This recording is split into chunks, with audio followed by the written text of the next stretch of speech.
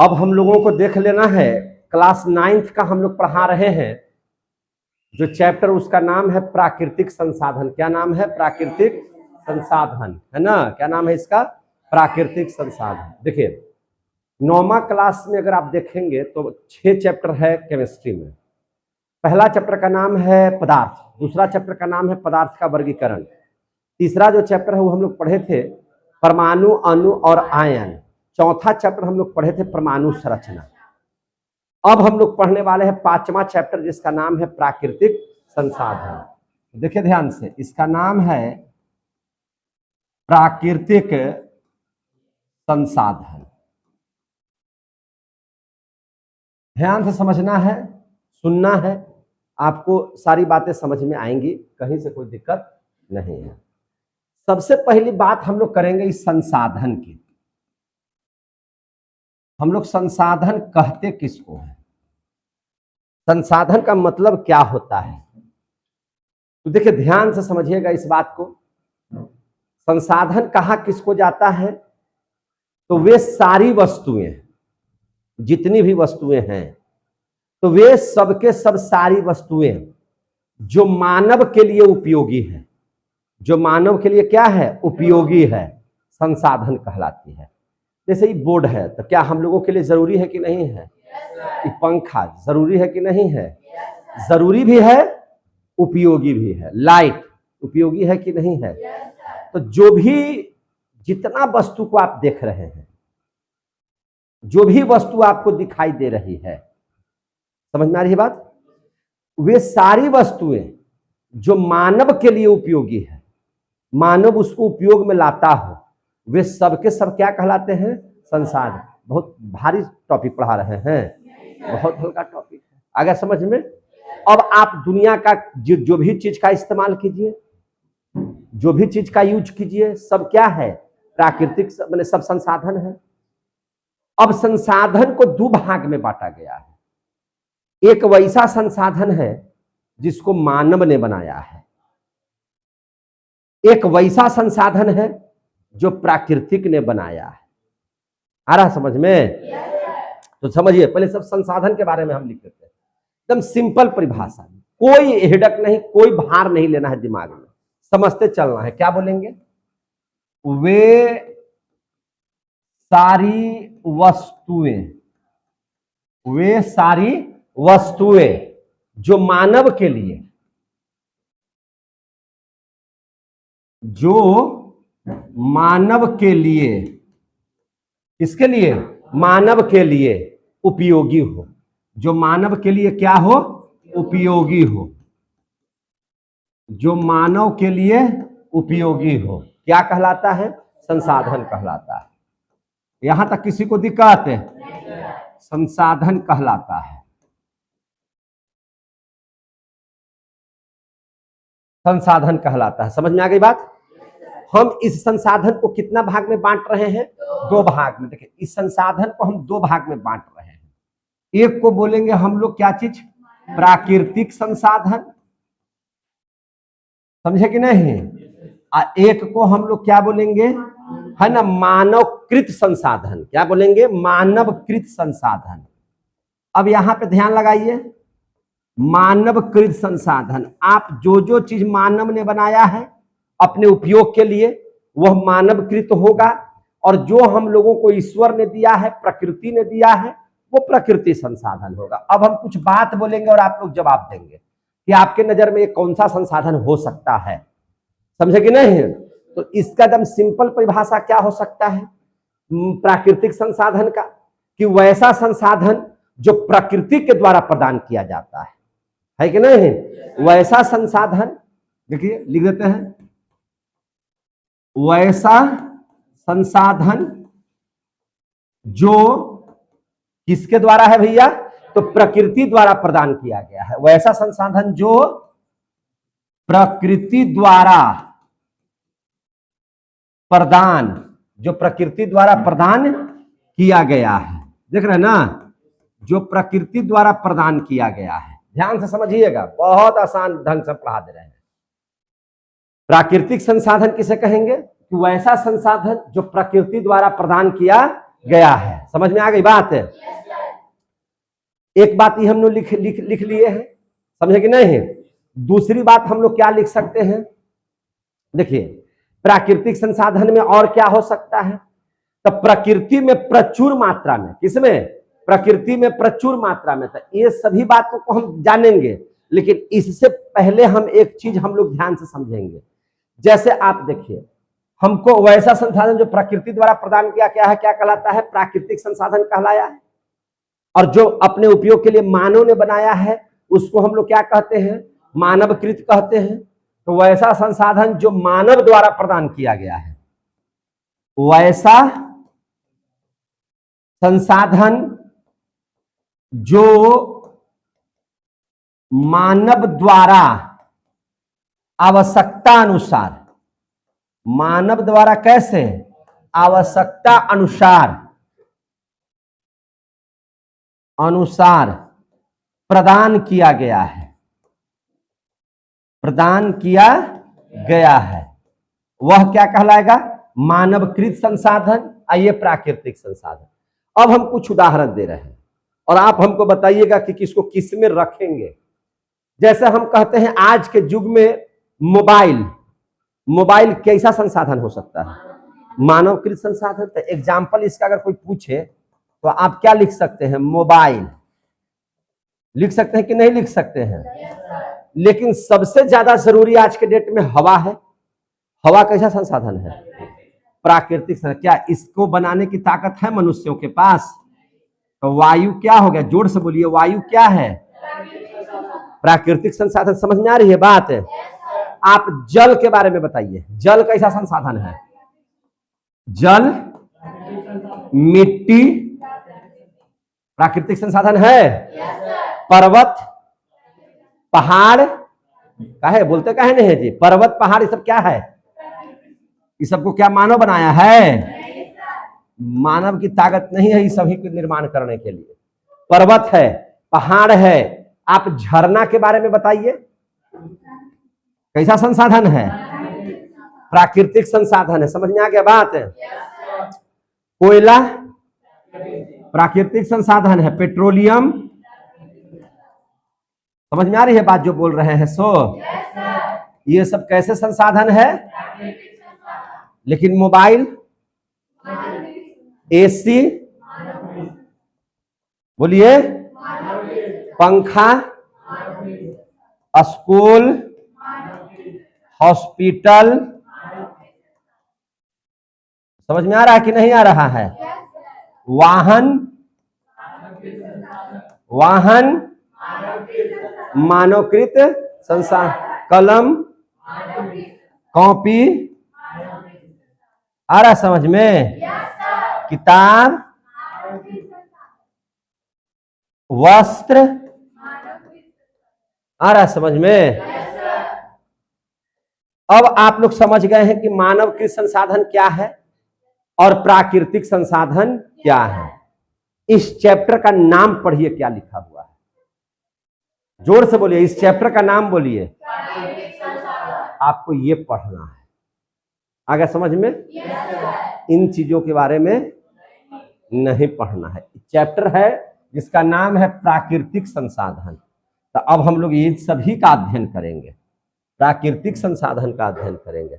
हमको मानवकृत संसाधन का अध्ययन इस चैप्टर में नहीं करना है। आ गया समझ में? तो अब हम लोग प्राकृतिक संसाधन की ओर बढ़े कि नहीं बढ़े? तो अब हम चूंकि कहे नहीं, तुम बोलता है जी, तुम मुंह क्यों नहीं खोलता है?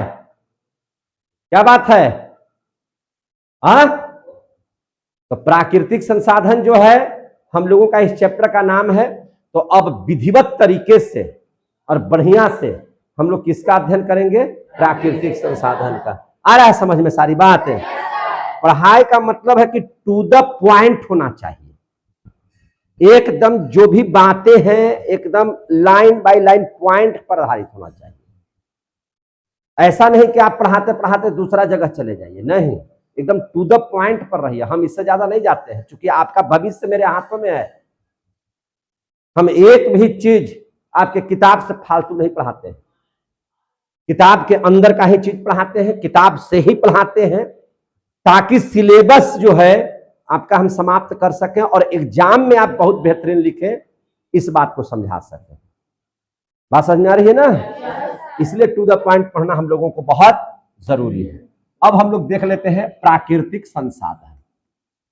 प्राकृतिक संसाधन ध्यान से समझिएगा। प्राकृतिक संसाधन अभी तो हम बताए हैं, क्या बताए हैं कि वैसा संसाधन जो प्रकृति के द्वारा प्रदान किया गया है। अभी तो बताए हैं ना, क्या बताए हैं कि वैसा संसाधन जो प्रकृति द्वारा प्रदान किया गया है, प्रदान किया गया है। आगे समझ में? देखिए, सबसे बड़ी बात यह है हम लोगों की कि मनुष्य जो है, मानव जो है, स्वार्थी बहुत ज्यादा हो चुका है और उसको फ्री में मिलने वाली चीजें पसंद नहीं पड़ती हैं, उसका दुरुपयोग करता है, उसको क्षति पहुंचाता है। समझे कि नहीं? अब बनावटी चीजों पर बहुत ज्यादा ध्यान देता है। जैसे हवा अगर 1 मिनट के लिए बंद हो जाए तो सबकी सांसें रुक जाए। पानी के बिना आप नहीं रह सकते हैं, भोजन के बिना आप नहीं रह सकते हैं। लेकिन मानव सबसे ज्यादा खिलवाड़ किससे करता है? प्राकृतिक से। जंगलों को काट दे रहा है, हवा कमी हो जा रही है, ठंडापन की कमी हो जा रही है, वर्षा की कमी हो जा रही है। ध्यान किस पर देता है? तब मोबाइल हमको चाहिए 1.5 लाख का, उसको भी कवर लगा करके एकदम पैकेट में लेके चलेगा। जिसको बचाना है उसका नाश करता है और जिसको कोई जरूरत नहीं है उसका इंश्योरेंस करवा के रखता है ना? बताइए। अब देख लीजिए, देखिए प्रकृति में प्रचुर मात्रा में, आप इसका एक और परिभाषा ऐसे भी दे सकते हैं प्राकृतिक संसाधन का, हम बता रहे हैं कैसे दे सकते हैं। देखिए हम लिखते हैं प्रकृति में प्रचुर मात्रा में, कैसे? प्रचुर माने बहुत मात्रा में उपलब्ध मानव की मूल आवश्यकता की पूर्ति करने वाला। समझे कि नहीं? प्रकृति में प्रचुर मात्रा में उपलब्ध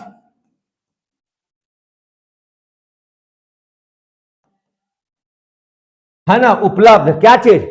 जो मानव की मूल आवश्यकता, मानव की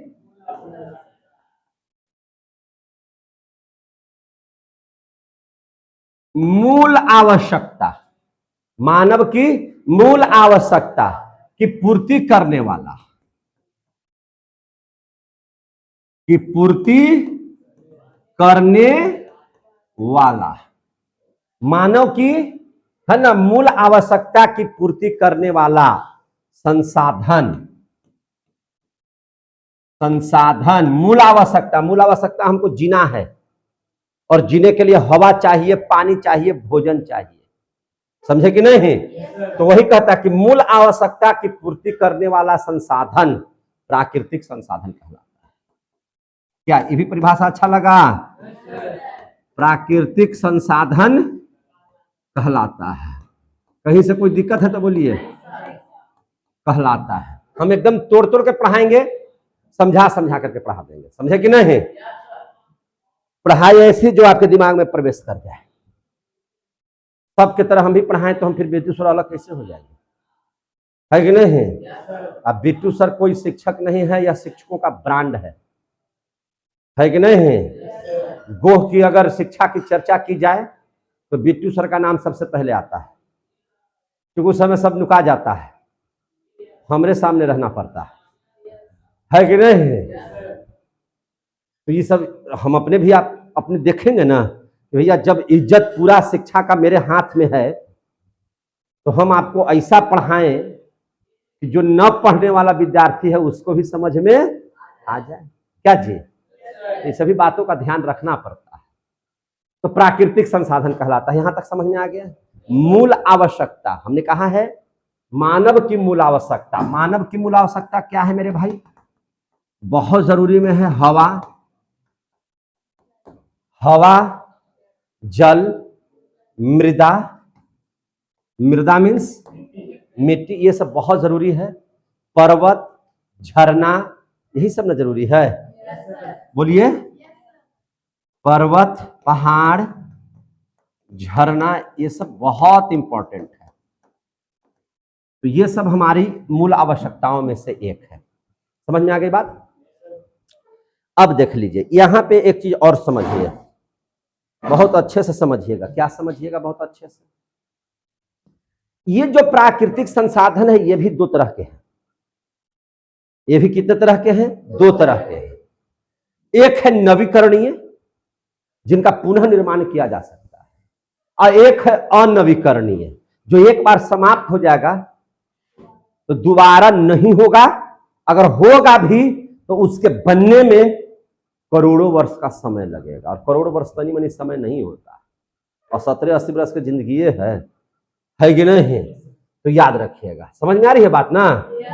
तो इस आधार पर अगर हम देखें तो ये जो प्राकृतिक संसाधन है मेरे भाई, क्या इसको हम दो भाग में अगर हम बांट दें तो एक को हम लोग कह सकते हैं नवीकरणीय। क्या कह सकते हैं? नवीकरणीय। एक को हम लोग कह सकते हैं अनवीकरणीय। कह सकते हैं कि नहीं? जोर से बोलिए। नवीकरणीय को ही कहा जाता है गैर परंपरागत, जिनका पुनः निर्माण नहीं किया जा, जिनका पुनः निर्माण किया जा सकता है, नवीकरणीय। समझे कि नहीं? उसी को हम लोग कहते हैं गैर परंपरागत। क्या कहते हैं? गैर परंपरागत। समझे कि नहीं? इसको कहते हैं हम लोग परंपरागत। इसको क्या बोलते हैं? परंपरागत। अब आ क्या समझ में?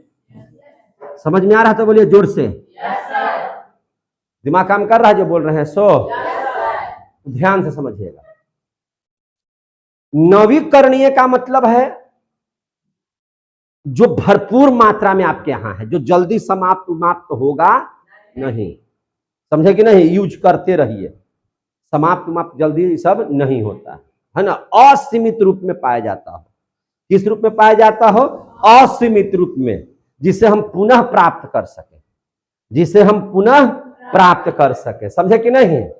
मतलब क्या हो सकता है कि वैसा संसाधन, देखिए ध्यान से, वैसा संसाधन, बहुत इजी वे में पढ़िए, वैसा संसाधन जो प्रकृति में, जो कहां? प्रकृति में, वैसा संसाधन जो प्रकृति में असीमित रूप में, कैसे? असीमित रूप में हो, असीमित रूप में हो। कैसे हो? असीमित रूप में हो, तथा असीमित रूप में हो, तथा जिसे पुनः प्राप्त कर सके, तथा जिसे पुनः प्राप्त कर सके, पुनः प्राप्त कर सके, जिसे हम पुनः प्राप्त कर सके। आ गया समझ में? समझ में आ रही है बात? बाबू रे, इस पृथ्वी पर 3 हिस्सा में जल है, तो जल तो असीमित रूप में है, असीमित रूप में है। तो क्या इसका उदाहरण में जल हो सकता है कि नहीं हो सकता है? वायु हो सकता है कि नहीं हो सकता है? जोर से बोलिए ना। हो सकता। सूर्य का प्रकाश कभी घटने वाला है क्या?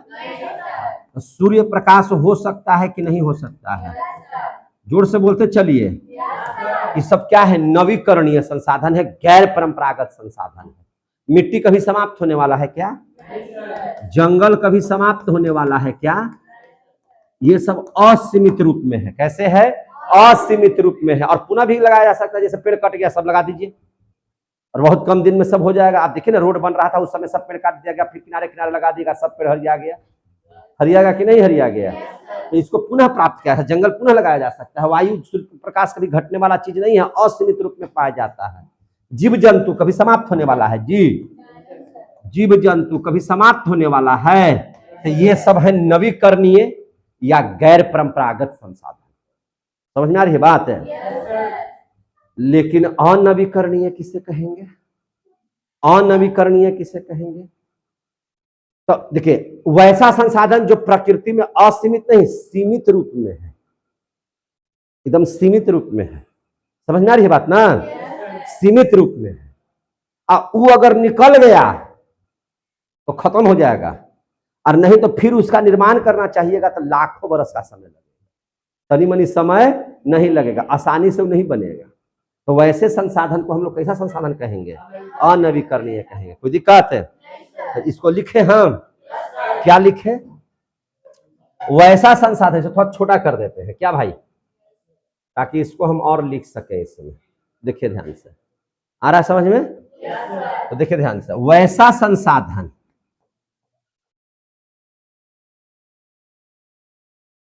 वैसा संसाधन जो है, वैसा संसाधन जो प्राकृतिक में, कहां पे? प्रकृति में, जो प्रकृति में किस रूप में हो? सीमित रूप में। जो प्रकृति में सीमित रूप में हो, तथा जिसे पुनः नहीं, तथा जिसे पुनः प्राप्त नहीं किया जा सकता है, तथा जिसे पुनः आसानी से प्राप्त नहीं किया जा सकता, आसानी से प्राप्त नहीं किया जा सकता है, आसानी से प्राप्त नहीं किया जा सकता है।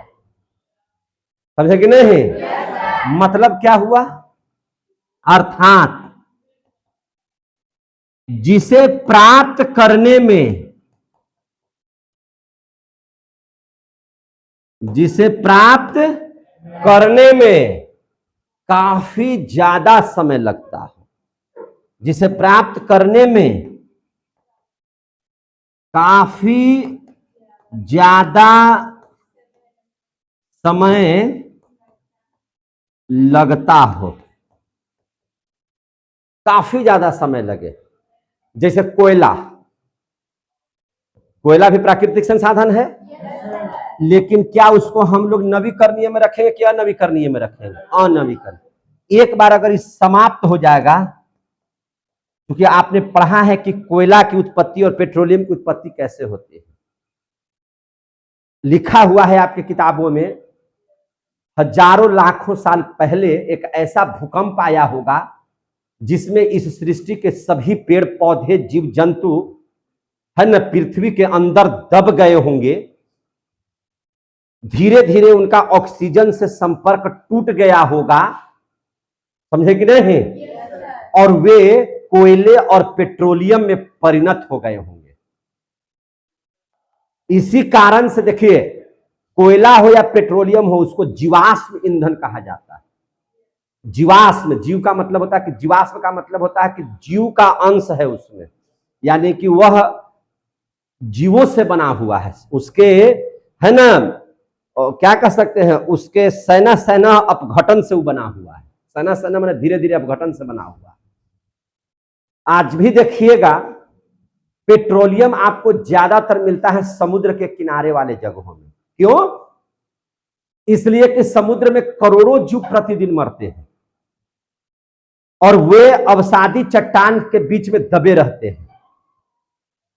धीरे धीरे उनका शरीर के अपघटन होता है और वे पेट्रोलियम में बदलते जाते हैं। इसीलिए वे समुद्र के किनारे वाले जगहों में पाए जाते हैं। आ रहा समझ में ना? एक बार इन सारे चीजों की अगर समाप्ति हो जाएगी तो आपको पुनः प्राप्त नहीं किया जा सकता है। या प्राप्त भी होगा तो फिर ऐसे भूकंप का इंतजार कीजिए और तब फिर लाखों वर्ष का इंतजार कीजिए, तब कभी कोयले का निर्माण होगा या पेट्रोलियम का निर्माण होगा, जो संभव नजर नहीं आता है। आगे समझ में ना? इसीलिए इसको हम लोग कहते हैं अनवीकरणीय या परंपरागत संसाधन। समझ में आ गई बात है? उसके अंतर्गत में क्या आ जाएगा? कोयला आ जाएगा, पेट्रोलियम आ जाएगा, खनिज लवण आ जाएगा, ये सब जो चीज है, ये सब सारे चीज आ जाएंगे। मजा आ रहा है सबको? कोई दिक्कत? तो ये सब सारे चीजों के बारे में आप लोगों ने बहुत अच्छे से पढ़ा। अगला जो आपके किताब में टॉपिक्स लिखा हुआ है, इसके बाद उस टॉपिक का नाम है वायु का संघटन। क्या लिखा हुआ है? वायु का संघटन। यहां तक सबको आया समझ में कि नहीं आया? कहीं से कोई दिक्कत हुआ? कोई पढ़ाई में कहीं से कोई दिक्कत आई? अब हम लोग पढ़ लेंगे अगला टॉपिक जिसका नाम है वायु का संघटन। कहता है संघटन का मतलब होता है कि वायु क्या क्या चीजों से मिल करके बना है। नहीं, वायु जिसे हम लोग कहते हैं ब्लड का संघटक, यानी कि ब्लड किन किन चीजों से मिल करके बना है।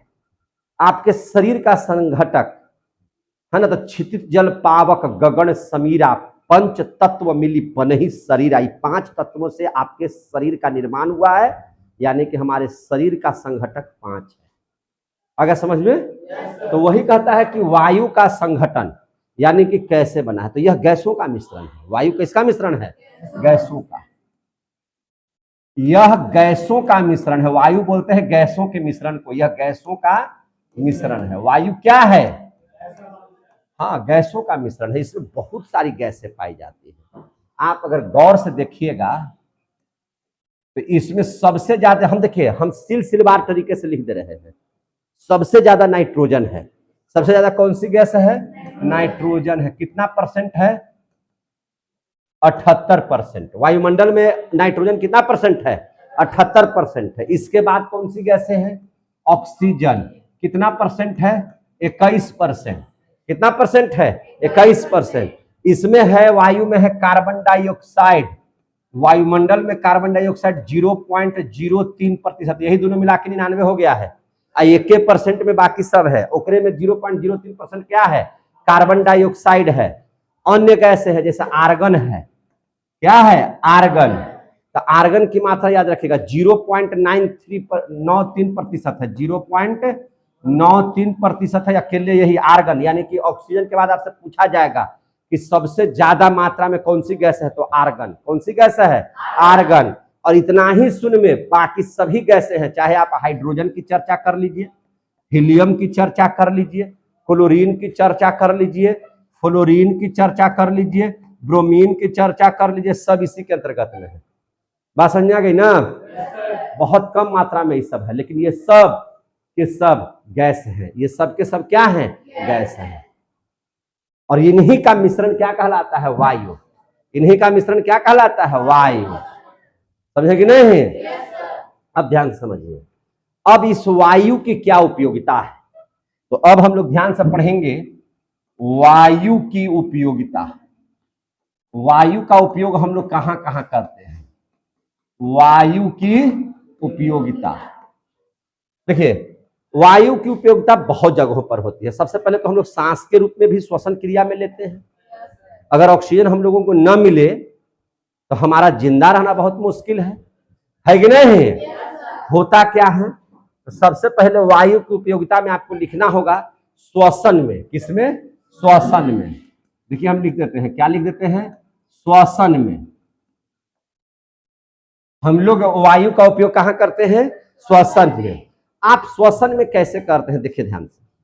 सांस, हवा आपके शरीर में क्या करता है? आप लोग को पढ़ाए होंगे बायोलॉजी में कि हम लोग सांस के तौर पर कौन सी गैस का ग्रहण करते हैं। तो हम लोग वायुमंडल में जितना गैस है सब ले लेते हैं। जितना गैस है उस सब ले लेते हैं श्वसन क्रिया में। और ये सब नाक के द्वारा जब हमारे फेफड़ा से जाता है, फेफड़ा में जब श्वास नली से जाता है फेफड़ा में जाने को तैयार होता है तो वहां पर है ना, जैसे जो श्वास नली है वह दो भाग में बढ़ जाता है, जिसको हम लोग ब्रोंकाई कहते हैं।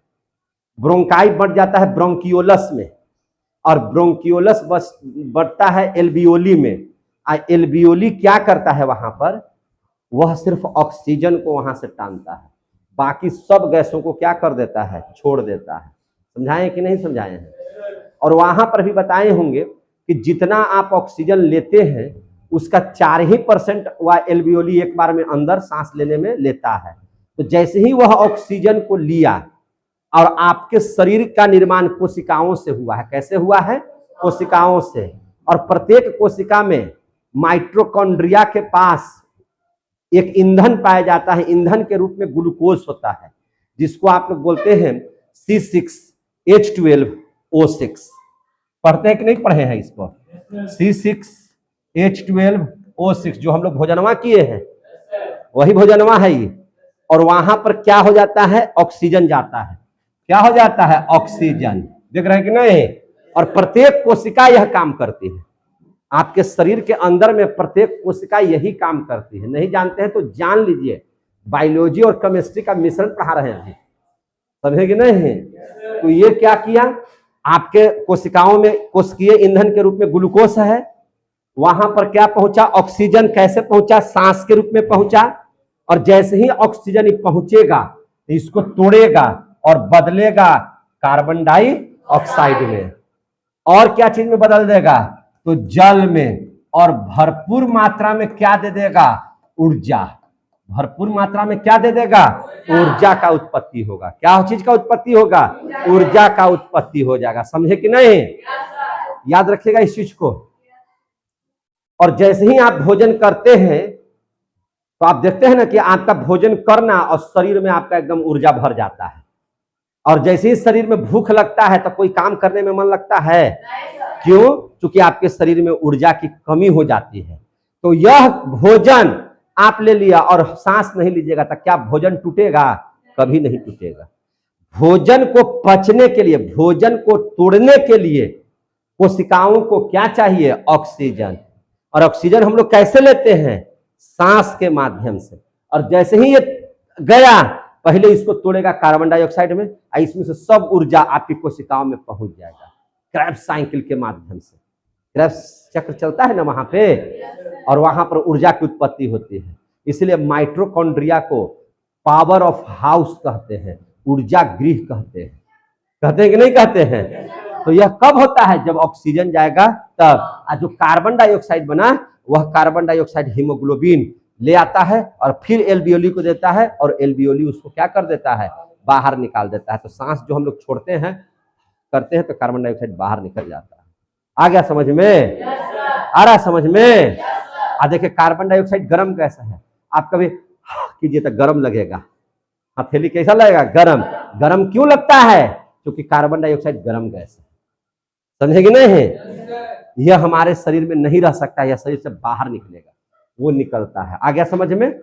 हम लोग प्रतिदिन कितना हवा लेते हैं पता है आप लोगों को? नहीं पता है तो जान लीजिए। आप लोग प्रतिदिन जो है 250 केजी हम कह रहे हैं।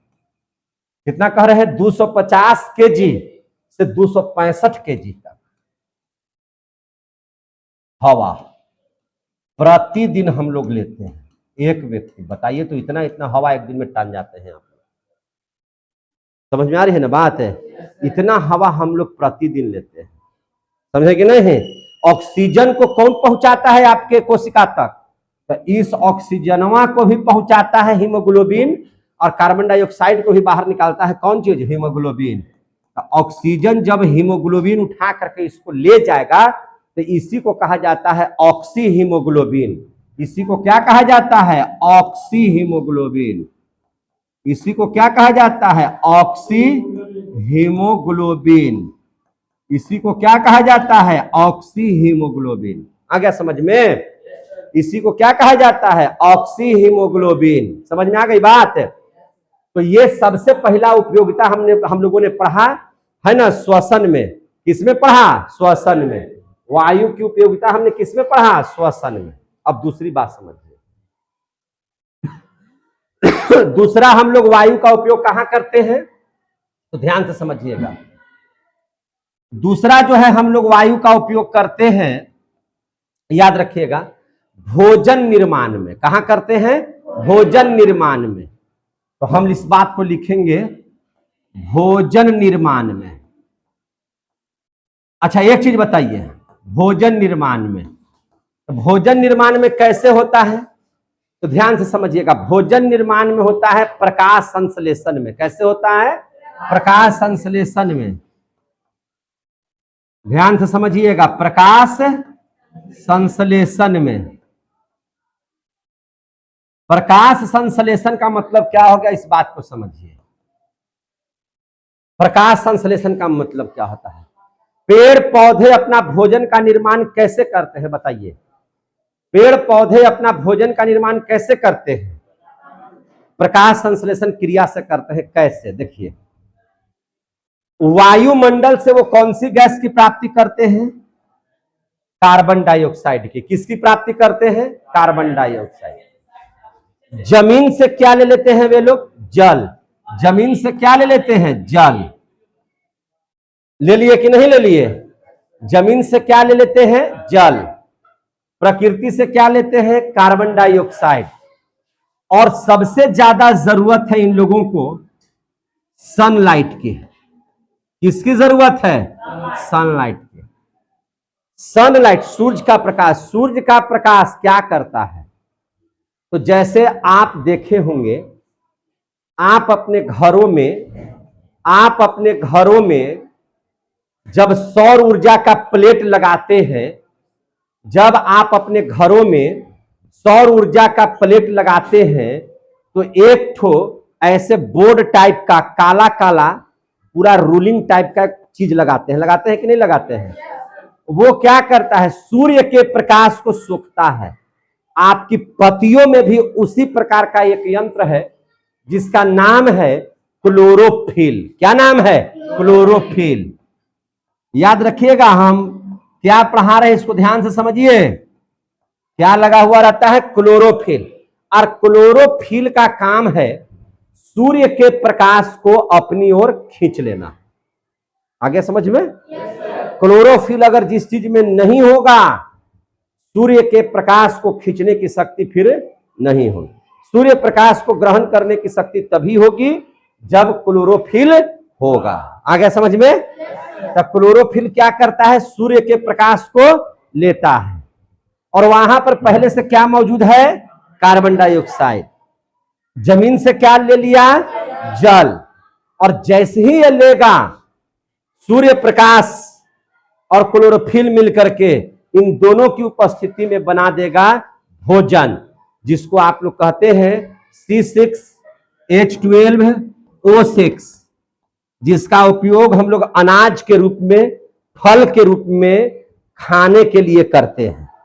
समझे कि नहीं, यही चीज हम लोग खाते हैं। जैसे आप आलू खाइए तो यही सूत्र, बैगन खाइए तो यही सूत्र, आप चावल खाइए तो यही सूत्र, आप आटा खाइए तो यही सूत्र है। जितना भी भोजन है उसका सूत्र क्या है, यही है। आप रसगुल्ला खाइए तो यही सूत्र है।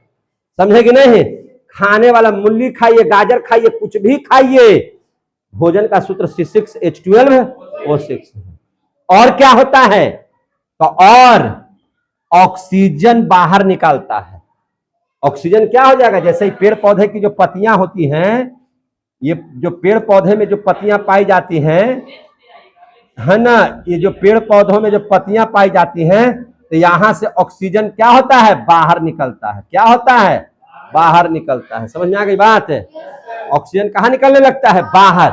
और यही ऑक्सीजन का इस्तेमाल कौन कर रहा है, मानव करता है, जीव जंतु करते हैं। आ गया समझ में, तो ऑक्सीजन निकलता है। और साथ ही इधर से, इसको स्टोमेटा बोलते हैं, पत्तियों में जो छिद्र पाई जाती है उसको क्या बोलते हैं, स्टोमेटा, रंध्र बोलते हैं। इससे वाष्प भी, जल की बूंदे भी बाहर निकलती हैं। तो जलवाष्प का सूत्र होता है H2O। तो इसमें भी काम होता है, भोजन निर्माण में भी हवा की उपयोगिता है। आ गया समझ में। और वायु की कहां उपयोगिता है, तीसरा नंबर देख लीजिए। और वायु की कहां कहां उपयोगिता है, तो देखिए, किसी भी चीज को जलाने के लिए आपको ऑक्सीजन की जरूरत है। ऑक्सीजन नहीं रहेगा, हवा नहीं रहेगा, तो कोई भी पदार्थ नहीं जलेगा। याद रखिएगा, जलने के लिए जरूरी क्या चीज का है? हवा का, है कि नहीं? किसकी जरूरत है? हवा का। और हवा में किस गैस का? ऑक्सीजन गैस का। तो हाँ, आप लिख सकते हैं कि इसकी उपयोगिता है, वायु की उपयोगिता है कहां पे? दहन में। कहां पे? दहन में। आप देखिएगा, कोई चीज को आप जलाइए, कोयला को जलाइएगा तो वहां पर ऑक्सीजन रहेगा, तो यह क्या बना देगा? Carbon dioxide. आप सल्फर को जलाइएगा तो क्या बना देगा? Sulphur dioxide. समझ में आ गई बात? आप नाइट्रोजन को जलाइएगा तो क्या बना देगा? NO2। क्या बना देगा? Nitrogen oxide. क्या बना देगा? नाइट्रोजन। आ रहा है समझ में? तो ये है वायु की उपयोगिता। वायु की उपयोगिता न सिर्फ इतना ही है, बल्कि वायु की ही वजह से वर्षा होती है। वायु की ही मौजूदगी में ग्रीन हाउस गैस का निर्माण होता है। ग्रीन हाउस गैस पढ़े हैं आप लोग? चलिए देखते हैं ग्रीन हाउस गैस क्या, देख लेते हैं। ग्रीन हाउस गैस किसे बोला जाता है बताइए? ग्रीन हाउस गैस किसको बोला जाता है? कार्बन डाइऑक्साइड को। किसको बोला जाता है? कार्बन डाइऑक्साइड को।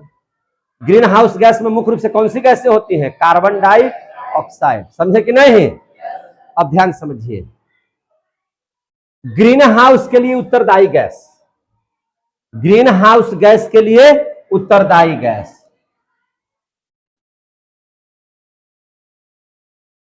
है ना, ग्रीन हाउस के लिए उत्तरदायी गैस, ग्रीन हाउस के लिए उत्तरदायी गैस।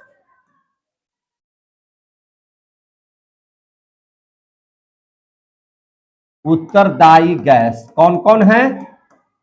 तो क्या है? कार्बन डाइऑक्साइड मुख्य रूप से यही है। CO2 गैस मुख्य है। CO2 गैस क्या है? मुख्य है। याद रखिएगा, इसके अलावा भी है, कहां है?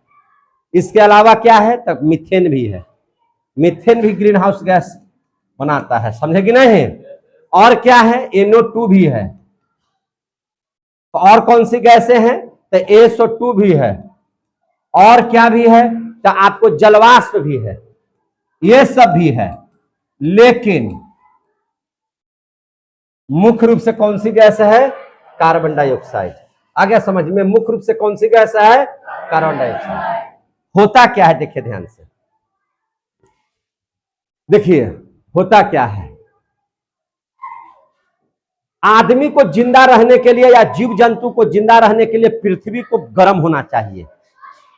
पृथ्वी किस रूप में होना चाहिए? गर्म होना चाहिए। समझे कि नहीं? गर्म का मतलब क्या होता है? देखिए होता क्या है, एक कांच का गैस कैसे बनता है? हम क्या किए कि हम एक जगह को पैक कर दीजिए शीशा से। कैसे पैक कर दीजिए? शीशा से, कांच का, ठीक है ना। इस पर आएगा सनलाइट। इस पर क्या आ रहा है? ध्यान से समझिएगा, इस पर क्या आ रहा है? सनलाइट है। ये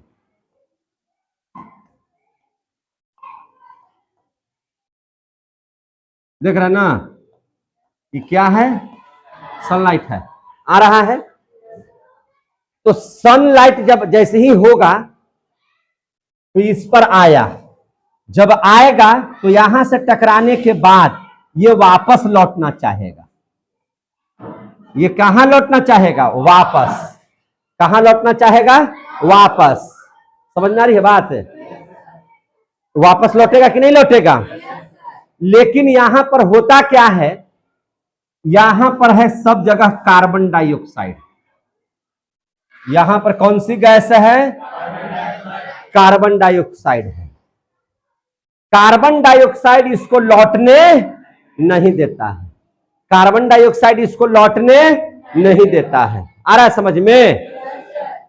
और कार्बन डाइऑक्साइड क्यों नहीं लौटने देता है? तो इस पर है सब पेड़ पौधा। इस पर क्या है? पेड़ पौधा। और पेड़ पौधों की पत्तियां किसको लेती हैं? कार्बन डाइऑक्साइड को।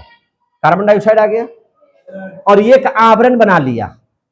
अब जैसे ही आवरण बना लेगा, समझ में आ रही है ना, तो तापमान इसका क्या, जैसे ही गर्म आएगा ऊपर जाइए नहीं रहा है तो क्या हो जाएगा, तापमान बढ़ेगा। तापमान क्या होगा, बढ़ेगा। तापमान क्या होगा, बढ़ेगा।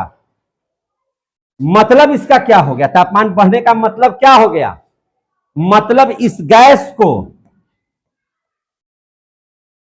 मतलब इस गैस को, कौन सी गैस को, कार्बन डाइऑक्साइड, इस सूर्य के प्रकाश को अब जाने नहीं दे रहा है, तो इस गैस को है ना ग्रीन हाउस गैस कहेंगे। मतलब इस गैस को क्या कहेंगे, ग्रीन हाउस गैस कहेंगे। इसके अंदर में जो गैस भर गया, इस गैस को ही क्या बोलेंगे, ग्रीन हाउस। मतलब इस गैस को क्या कहेंगे, ग्रीन हाउस गैस कहेंगे। तो अब हमको बताइए ना, इसमें जलवाष्प भी छोड़ रहा है, तो जलवाष्प भी ग्रीन हाउस गैस है। इसमें मीथेन भी ग्रीन हाउस गैस है। इसमें सभी गैसें ग्रीन हाउस की तरह है, चूंकि नाइट्रोजन भी ले रहा है वो पेड़ पौधा, और ऑक्सीजन से मिलकर के वो भी नाइट्रोजन ऑक्साइड बना रहा है, तो ये भी ग्रीन हाउस गैस है। लेकिन मुख्य रूप से ग्रीन हाउस कौन है इसमें, कार्बन डाइऑक्साइड है। समझ में आ गई बात है। और कार्बन डाइऑक्साइड ग्रीन हाउस बनाने के बाद कितना परसेंट है, 0.03% ही है। अगर इससे ज्यादा हो गया, ग्रीन हाउस गैस में कार्बन डाइऑक्साइड की मुख्य भूमिका है। अगर इसकी मात्रा इससे ज्यादा है, कितना है वायुमंडल में कार्बन डाइऑक्साइड की मात्रा, 0.03%। अगर इससे इसकी मात्रा ज्यादा हो गई मेरे भाई, तो पूरी की पूरी पृथ्वी जल जाएगी। फिर आज 0.03% है। आपकी हालत देखते हैं ना गर्मी के दिन में कैसा हो जा रहा है। अगर इससे ज्यादा हो गया तो समझ लीजिए कि आपके धरती पर इतनी गर्मी बढ़ जाएगी कि पूरा का पूरा बर्फ पिघलना क्या हो जाएगा, शुरू हो जाएगा। अरे भैया, पृथ्वी का जो दो छोर है, जिसको आप उत्तरी ध्रुव और दक्षिणी ध्रुव कहते हैं, वो बर्फ से क्या है, ढका हुआ। आज जब ग्रीन हाउस गैस ज्यादा हो जाएगा तो गर्मी बढ़ जाएगी, और गर्मी इतनी बढ़ेगी कि टेम्परेचर बढ़ जाएगा, और टेम्परेचर बढ़ेगा तब बर्फ पिघलेगा कि नहीं पिघलेगा। अब पिघल करके कहां जाएगा, समुद्र में सब गिरेगा। तो समुद्र का जल का स्तर बढ़ेगा कि घटेगा। अब गिलास में पानी भर जाता है तो कहां जाता है, जमीन पे आता है। तो जब समुद्र का पानी बढ़ जाएगा तो समुद्र का पानी कहां आ जाएगा, जमीन पे आ जाएगा। तो 3 हिस्सा में समुद्र है और एक के हिस्सा में पृथ्वी, तो तीनों हिस्सा का पानी कहां आ जाएगा। तो जमीन आपका बचेगा कि डूब जाएगा, आपका जमीनवा पूरा डूब जाएगा। और डूबेगा तो आप बचिएगा, टावर पर चढ़िएगा। टावर पर चढ़ जाने से आपका जिंदगी बच जाएगा। टावर की ऊंचाई कितना होता है, ज्यादा से ज्यादा 200 मीटर। अब पानी पहुंचेगा हजारों मीटर से ऊंचा, समुद्र के हाई लेवल का पहुंच जाएगा। आप कभी कभी देखते हैं ना कि गंगा में पानी आता है तो सड़क तक भी आ जाते हैं पानी। तो जब जमीन पर आएगा तो कितना आ जाएगा, समझ में आ रहा है, पूरा सृष्टि जलमग्न हो जाएगी। तो ग्रीन हाउस गैस को, ग्रीन हाउस गैस भी हमारे लिए बहुत जरूरी है, क्योंकि टेम्परेचर हमारा कार्बन डाइऑक्साइड की मात्रा इतना रहना चाहिए। तब क्या करना है हम लोगों को, इससे ज्यादा ना हो। प्रत्येक व्यक्ति को चाहिए कि पेड़ लगाए। प्रत्येक व्यक्ति को क्या चाहिए, पेड़ लगाए। क्यों पेड़ लगाना है, ताकि कार्बन डाइऑक्साइड की मात्रा न बढ़े। समझ में आ गई बात ना। कार्बन डाइऑक्साइड अगर ऐसा नहीं बनाता, पूरा पृथ्वी ठंडा होता, रहने लायक नहीं रह जाता। समझेगी नहीं। तो इसलिए पृथ्वी पर अगर रहने के लिए जरूरी भी, मैंने पृथ्वी पर अगर आप रहना चाहते हैं बढ़िया से, तो कार्बन डाइऑक्साइड भी ऑक्सीजन से कम जरूरी नहीं है। समझ में आ गई बात है। कार्बन डाइऑक्साइड की भी उतना ही जरूरत है ना, जितना होता क्या है। देखिए आप इस तरीके से और समझिए इस चीज, बात समझिएगा। जैसे देखिए ये पृथ्वी है, ये क्या है, पृथ्वी है। आई क्या है, वायुमंडल है। इसको आप पृथ्वी बना लीजिए, इसको क्या बनाइए, वायुमंडल। क्या बना दीजिएगा, वायुमंडल। सूर्य का प्रकाश, वायुमंडल में कौन सी गैसें हैं, है ना, है कि नहीं है, भी मात्रा में है 0.03%। सूर्य की किरणें आ रही हैं, आने का, लेकिन कार्बन डाइऑक्साइड कहता है कि जाने का नहीं। बुलाती है मगर जाने का नहीं। आ गया समझ में? बुलाती है मगर जाने का नहीं। सूर्य का प्रकाश आएगा लेकिन जाएगा, तो पृथ्वी क्या हो जाएगी, गर्म रहेगी। ये कार्बन डाइऑक्साइड क्या करता है, तो कार्बन डाइऑक्साइड सूर्य के प्रकाश को लौटने नहीं देता है, लौटने नहीं देता है। इसलिए पृथ्वी इतना गर्म होना जरूरी है। गर्म रहेगा तभी पृथ्वी पर जीव जंतु का विकास हो सकता है। समझ में आ रही है ना बात? ये एक आवरण बना लेता है। क्या बना लेता है, आवरण। इसी को क्या कहते हैं, ग्रीन हाउस। आ गया समझ में? आ गया समझ में? गाड़ी का जब सब शीशा पैक हो जाता है, सगरों से गाड़ी पैक हो जाता है, तो टेम्परेचर उसका बहुत हाई हो जाता है। इसलिए जब भी गाड़ी में आप बैठिए तो 2 मिनट या 3 मिनट के लिए पूरा पहले खिड़की को खोल दीजिए और तब गाड़ी में बैठिए। आ रहा है समझ में? नहीं तो आपको जला सकता है। गाड़ी का जैसे खोल कर बैठिएगा ना, बहुत टेम्परेचर हाई रहता है। इसलिए गाड़ी जब भी खोल करके बैठिएगा तो आपको ज्यादा गर्मी लगेगी। समझेगी नहीं? तो जब भी गाड़ी से यात्रा कर रहे हो तो आप जाने से पहले गाड़ी की खिड़की खोल दीजिए। क्लियर हो गया? समझ में आ रहा है? तो ये सब किसकी उपयोगिता पढ़ा रहे हैं, वायु की। किसकी उपयोगिता पढ़ रहे हैं, वायु की। वायु की उपयोगिता के ही कारण वर्षा होती है। वायु की उपयोगिता के कारण ही क्या होती है, वर्षा होती है। क्या होती है, वर्षा। देखिए ये भूमि है, ये क्या है, भूमि है। अब भूमि से इस तरह से लगा हुआ समुद्र भी है। क्या लगा हुआ है, समुद्र है। और समुद्र में क्या रहता है, समुद्र में पानी होता है बहुत ज्यादा। समुद्र में क्या होता है, पानी। अब भूमि है तो ये भूमि है। समझ में आ रही है ना बात? अब भूमि पर जब सूर्य का प्रकाश और पानी पर भी सूर्य का प्रकाश आएगा तो सबसे जल्दी गर्म भूमि होगा कि पानी होगा? लीजिए बुड़बक के समझिए, पानिया जल्दी गर्म होती रे पगला। यहां अगर सूर्य का प्रकाश आएगा तो धिक जाएगा तुरंत से, इस पर आएगा तो इसको गर्म तब होगा जब नीचे तक इसका प्रकाश आएगा। आ रहा है समझ में? जब नीचे तक प्रकाश आएगा तब क्या होगा, गर्म। यानी कि भूमि जल्दी गर्म हो जाएगा। ये क्या हो जाएगा, जल्दी गर्म। ये क्या होगा, यह जल्दी गर्म नहीं होगा। समुद्र जो है जल्दी गर्म नहीं होगा, जल्दी गर्म नहीं होगा। और जो चीज गर्म होगा तो हवाएं ऊपर उठेंगी। धरती पर की हवाएं क्या हो जाएंगी, ऊपर उठने लगेगी।